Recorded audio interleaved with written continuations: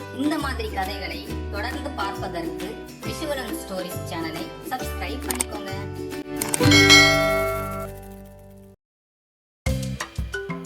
புள்ளிமான்கள். ஒரு காட்டில் 2 புள்ளிமான்கள் ஒரே மாதிரியாக இருந்தன.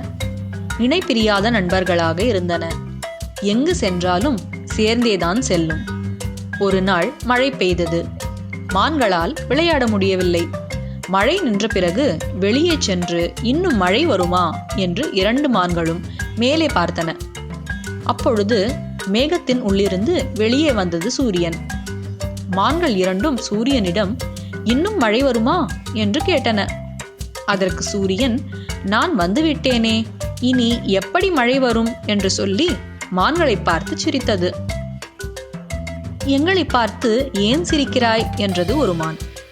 நீங்கள் இருவரும் ஒரே மாதிரியாக இருக்கிறீர்கள், அதுதான் எனக்கு சிரிப்பு வந்துவிட்டது, தவறாக எடுத்துக்கொள்ளாதீர்கள். நீங்கள் யார் என்று கேட்டது சூரியன். நாங்கள்தான் அழகான 2 புள்ளிமான்கள், நாங்கள் இருவரும் நண்பர்கள் என்றன புள்ளிமான்கள். சரி, உங்களில் யார் திறமையானவர்கள் என்று கேட்டது சூரியன். நாங்கள் இருவருமே திறமையானவர்கள்தான் என்றது புள்ளிமான்கள். சூரியன் சற்று யோசித்துவிட்டு, சரி, அப்படி என்றால் நான் ஒரு போட்டி வைக்கிறேன். அதோ அங்கு ஒரு மரம் இருக்கிறது, பாருங்கள். உங்களில் அந்த மரத்தை யார் முதலில் தொடுகிறார்களோ அவர்கள்தான் திறமையானவர்கள். இந்த போட்டியில் வெற்றி பெறுபவர்களுக்கு நான் ஒரு பரிசு தருவேன்.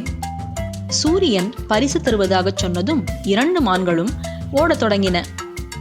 ஆனால் மரத்தை தொடாமல் நின்று கொண்டிருந்தன. சூரியன், ஏன் மரத்தை தொடாமல் அப்படியே நின்று கொண்டிருக்கிறீர்கள் என்று கேட்டது.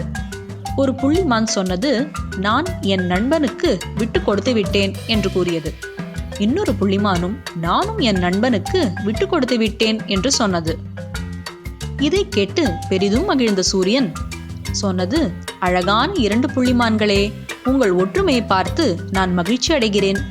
நீங்கள் இருவரும் எப்பொழுதும் ஒற்றுமையாக இருக்க வேண்டும். உங்களுக்கு நான் ஒரு வானவில்லை பரிசாக தருகிறேன். நீங்கள் எப்பொழுது விரும்புகிறீர்களோ அப்பொழுதெல்லாம் வானவில்லே வருக என்று சொன்னால் போதும், வானத்தில் அழகான தோன்றும். நீங்கள் அதை பார்த்து ரசிக்கலாம் என்று சொல்லிவிட்டு சூரியன் விடை பெற்றது. மான்கள் 2ம் மகிழ்ந்தன.